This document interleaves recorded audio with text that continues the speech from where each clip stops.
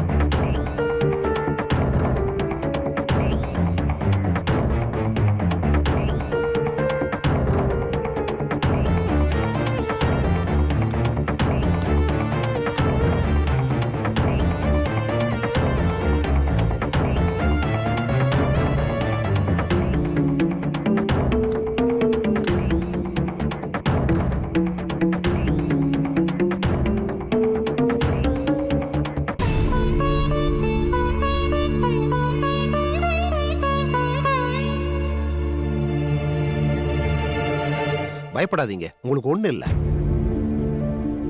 நெஞ்சில ஏதாவது பெயின் இருக்கா? லேசா கொஞ்சம் வலி இருக்கு டாக்டர். மூச்சு விடுறதுக்கு ஏதாவது சிரமம் இருக்கா? அப்படிலாம் எதுவுமே இல்லை டாக்டர். It's okay sir. இனிமே நீங்க பயப்பட தேவையில்லை. கொஞ்சம் ரெஸ்ட் எடுத்தா மட்டும் போதும். மத்தபடி நீங்க எப்பவும் சாப்பிடுற மாத்திரைகளை தவறாம சாப்பிட்டு வாங்க, அது போதும். வெளியே அகிலாண்டேஸ்வரி மேடம் உங்களை நினைச்சு ரொம்ப பயந்து போயிருக்காங்க. நீங்க நல்லா இருக்கீங்கிற விஷயத்த முதல்ல அவங்களுக்கு தெரியப்படுத்துறேன். Take care. வரேன் டாக்டர். எஸ், சொல்லுங்க. நீங்க எனக்கு ஒரு ஹெல்ப் பண்ணணும். சொல்லுங்க சார், என்ன ஹெல்ப் வேணும்? எனக்கு பயப்படுற அளவுக்கு ஒன்றும் இல்லை. என் ஹெல்த் கண்டிஷன் நல்லா இருக்குங்கிற உண்மைய நீங்க என் வைஃபு கிட்ட சொல்ல வேண்டாம். என்ன சார் சொல்றீங்க? மேடம் உங்களை நினைச்சு ரொம்ப கவலையில் இருக்காங்க. அவங்க கிட்ட எதுக்காக நல்லா இருக்கிற உங்க ஹெல்த் கண்டிஷனை மறைக்க சொல்றீங்க? எல்லாம் எல்லாம் என் குடும்பம் நன்மைக்காக தான் டாக்டர். எனக்கு ஒன்றும் புரியல. என் மகன் ஆதியோட மேரேஜ் பத்தி நீங்க கேள்விப்பட்டிருப்பீங்க. கல்யாணத்துக்கு அப்புறம் எங்க குடும்பத்துல நிம்மதி, சந்தோஷம், அமைதி எல்லாம் மொத்தமா காணாம போச்சு.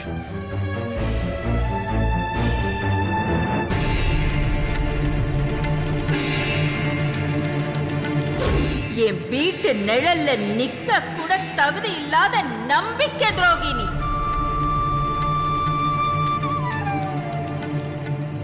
இந்த போட்டோ வேற எங்கேயோலாம் தூக்கி போட வேண்டாம், நானே எடுத்துட்டு போயிடுறேன்.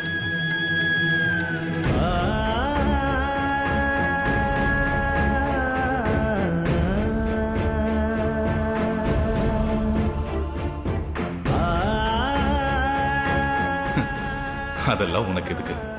இன்னும் ஒரு வாரத்துல உன் அம்மா மனசு மாறி பார்வதி கிட்ட அன்பா நடந்துப்பா. அவ கையாலேயே நீயும் பார்வதியும் ஒன்னா இருக்கிற போட்டோவை ஹால்ல மாட்டுவா. அதுக்கு நான் பொறுப்பு.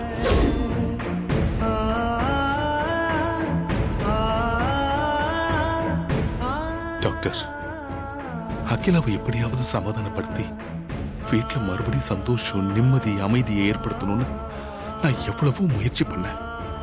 ஆனா அகிலாவோட பிடிவாதம், ஃபேமிலி பிரஸ்டீஜுக்கு முன்னாடி என் முயற்சியெல்லாம் தோத்து போச்சு டாக்டர். என்ன நினைச்சு அகிலா இப்ப கவலைப்பட்டு இருக்கான்னு நீங்க சொல்லும் போதுதான் எனக்கு இதே ஒரு காரணமா வச்சு நான் நினைச்சத நடத்தி காட்டணும்னு திடீர்னு ஒரு யோசனை வந்துச்சு. டாக்டர், எஸ், தயவு செஞ்சு அகிலா கிட்ட நான் சொல்ற மாதிரி சொல்லுங்க ப்ளீஸ் எனக்காக என் குடும்பம் நல்லதுக்காக நீங்க இந்த ஹெல்ப் மட்டும் ப்ளீஸ் பண்ணுங்க டாக்டர். ப்ளீஸ்.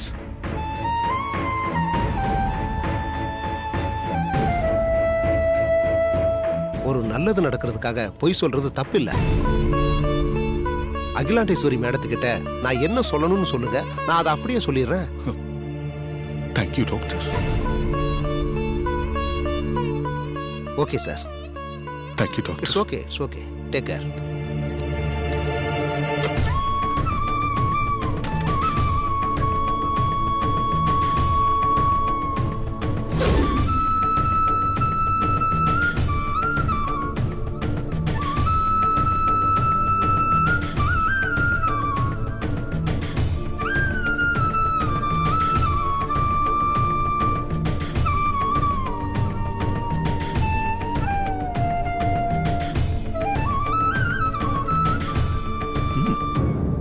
நான் ஊட்டக்கூடாதா?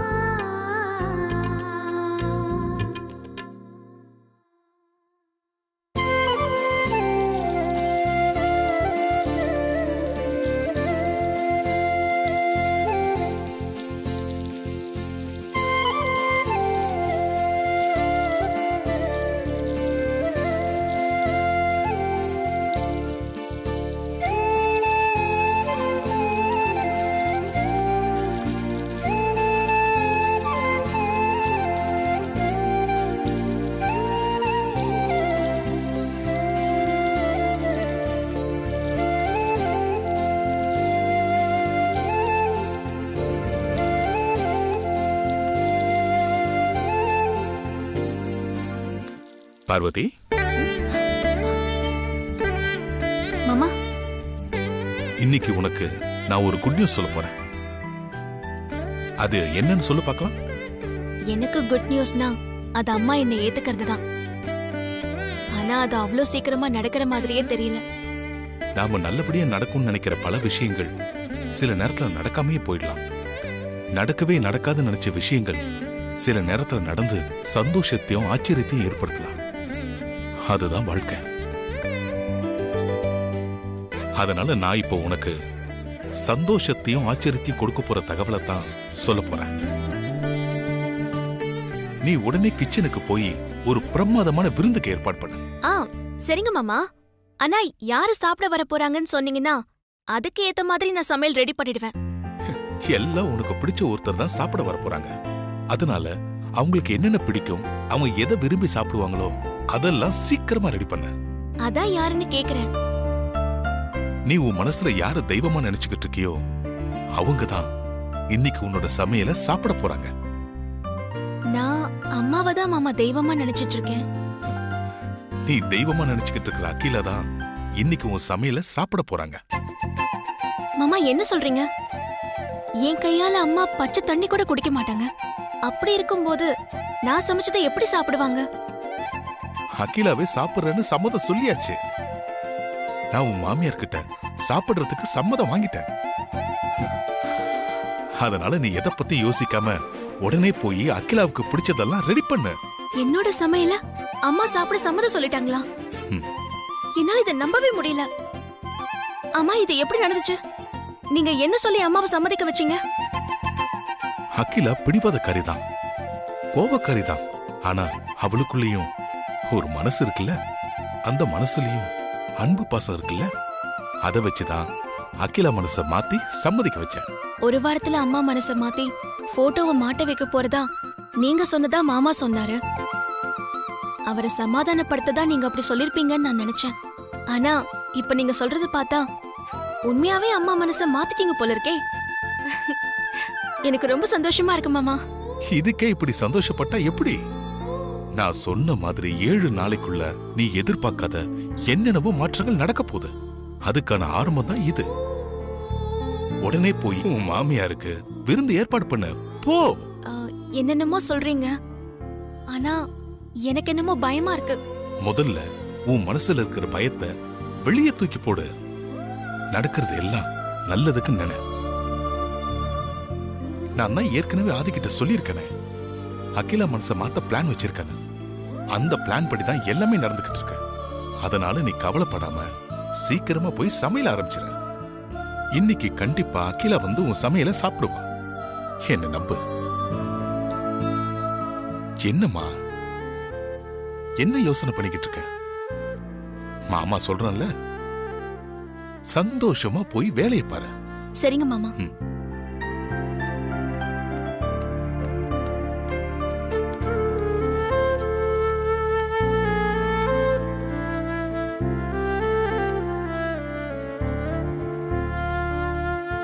இப்படியாக அகிலாக்கு உன் மேல இருக்கிற வெறுப்ப போக்கி உன்னை ஏத்துக்க வைக்கதான் இப்படி எல்லாம் பண்றேன். எந்த நேரத்திலையும் அகிலாவுக்கு இந்த உண்மை தெரியக்கூடாது கடவுளே.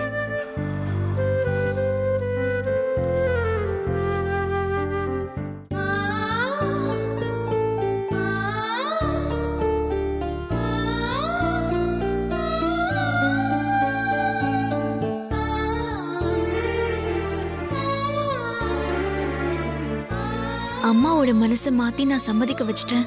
நீ போய் சமையல் பண்ணுன்னு மாமா சொல்றாரு. அவரு சொன்னதை நம்பி நான் சமையல் பண்ணலாமா? என்ன பண்றது? ஒரே குழப்பமா இருக்கே.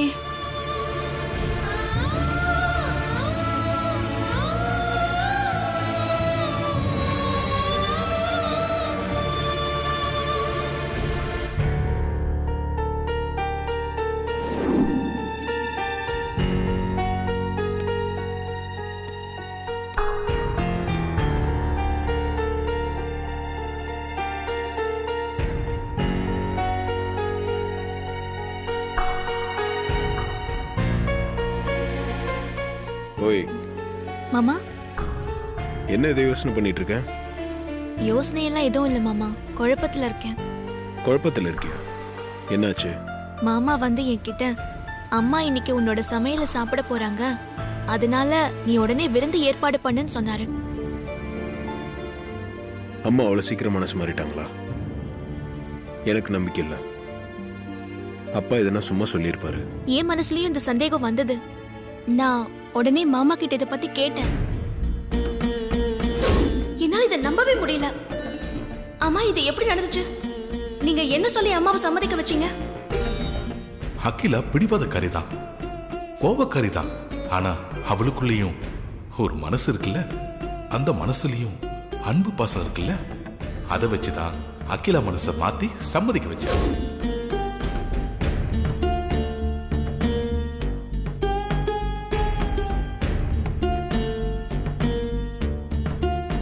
எனக்கு மாமா சொன்னது சந்தோஷமாவும் ஆச்சரியமாவும் இருந்துச்சு. அவர்கிட்ட நான் கேட்டேன். அதுக்கு அவரு, இதுக்கே இப்படி சந்தோஷப்பட்டா எப்படி?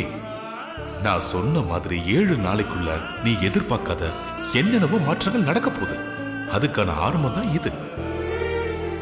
உடனே போய் உன் மாமியாருக்கு விருந்து ஏற்பாடு பண்ண போ. நான் தான் ஏற்கனவே ஆதிக்கிட்ட சொல்லியிருக்கேன், அகிலா மனசை மாத்த பிளான் வச்சிருக்கேன். அந்த பிளான் படி தான் எல்லாமே நடந்துகிட்டு இருக்கு. அதனால நீ கவலைப்படாம சீக்கிரமா போய் சமையல் ஆரம்பிச்சிரு. இன்னைக்கு கண்டிப்பா அகிலா வந்து உன் சமையலை சாப்பிடுவான். என்ன நம்பு.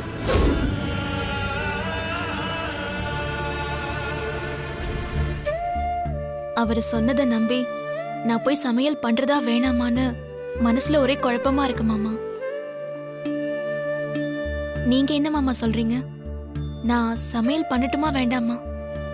எனக்கு என்னமோ நீ சமையல் பண்றதுக்கு அம்மா கிட்ட அப்பா சம்மதம் வாங்கியிருப்பாருன்னு தான் தோணுது. ஆனா அம்மா எப்படி இவ்வளவு சீக்கிரம் மனசு மாறினாங்க? அம்மாவோட மனசை மாத்துறதுக்கு அப்பா அப்படி என்ன சொல்லியிருக்காருன்னு தெரியல. அதான் எனக்கு குழப்பமா இருக்கு. என்ன மாமா சொல்றீங்க? போட்டோ விஷயத்துக்கு அப்புறம் ஒரு வாரத்துல அம்மா மனசை நான் மாத்தி காட்டுறேன், அதுக்கு ஒரு பிளான் வச்சிருக்கேன்னு அப்பா சொன்னாரு. ஆனா அது என்ன பிளான்னு என்கிட்ட சொல்லல. இப்போ உன்கிட்ட அந்த பிளான் படி தான் எல்லாம் நடந்துட்டு இருக்குன்னு சொல்லியிருக்காரு. அது என்ன பிளானா இருக்கும்? சரி, இப்ப நான் என்ன மாமா பண்ணட்டும்? நீ எதுக்கும் கன்ஃபியூஸ் ஆகாத. அம்மா கிட்ட சம்மதம் வாங்காம கண்டிப்பா அப்பா உன்னை சமைக்க சொல்லியிருக்க மாட்டாரு. ம், நீ அப்பா சொன்ன மாதிரியே விருந்துக்கு ஏற்பாடு பண்ண. சரிங்க மாமா. அப்போ நான் போய் சமையல் ரெடி பண்றேன். ம்.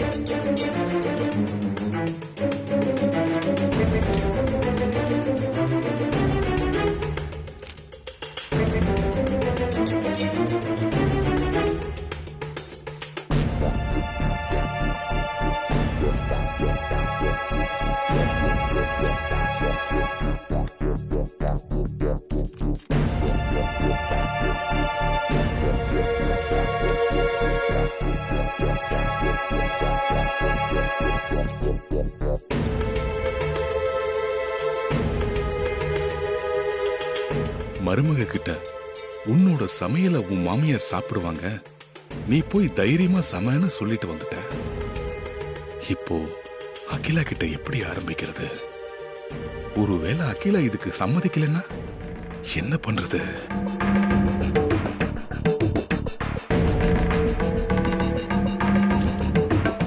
என்னாச்சுங்க? ஒண்ணும் இல்ல. பார்த்தா அப்படி தெரியலையே. என்கிட்ட ஏதோ பேசணும்னு வந்துட்டு தயங்கி நிக்கிற மாதிரி தெரியுது. ஆமா அகிலா, நீ சொல்றது உண்மைதான். பேசணும்னு வந்துட்டு எதுக்காக தயங்கி நிக்கிறீங்க? வாங்க உட்காருங்க.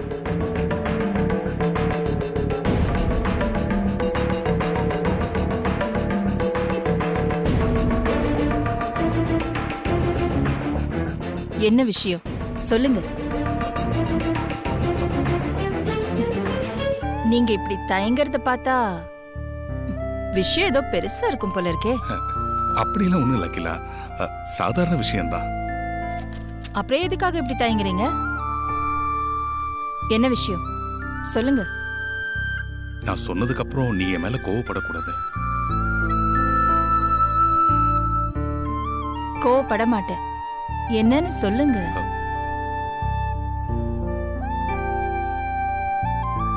இனிமே பார்வதி கிட்ட நீ வெறுப்ப காட்ட மாட்டேன்னு சொன்னல? அப்படி சொல்லலையே, முயற்சி செய்வேன்னு தான் சொன்னேன். பாத்தியா பாத்தியா, இப்பதானே கோவப்பட மாட்டேன்னு சொன்ன.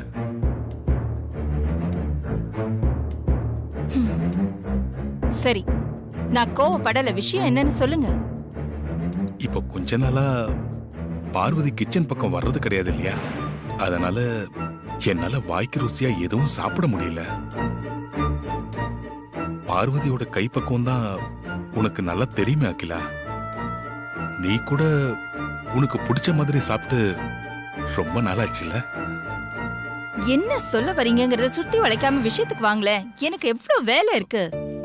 வந்து அகிலா, வாய்க்கு ருசியா சாப்பிடணும் போல இருக்கு. உங்களுக்கு என்ன பிடிக்கும், நீங்க எதை விரும்பி சாப்பிடுவீங்கன்னு அவளுக்கு தான் நல்லாவே தெரியுமே. உங்களுக்கு என்ன வேணும்னு சொல்லுங்க, அவ சமைச்சு கொடுக்க போறா, நீங்க சாப்பிட போறீங்க. இதத்தான் நானும் சொல்ல வந்தேன். சரி, எனக்காக மட்டும் சமைக்கணும்னு சொன்னா பார்வதி நீ ஏதாவது சொல்லிடுவேன்னு பயப்படுவா. மாட்டேன்னு சொன்னாலும் சொல்லிடுவா. அதனால நம்ம 2 பேரும் சாப்பிடணும்னு சொன்னா சந்தோஷமா பிரியப்பட்டு சமைப்பா. என்ன இப்ப என்ன என்ன சொல்ல வரீங்க? அவ சமைச்சு நான் சாப்பிடணுமா? என்ன விளையாடுறீங்களா?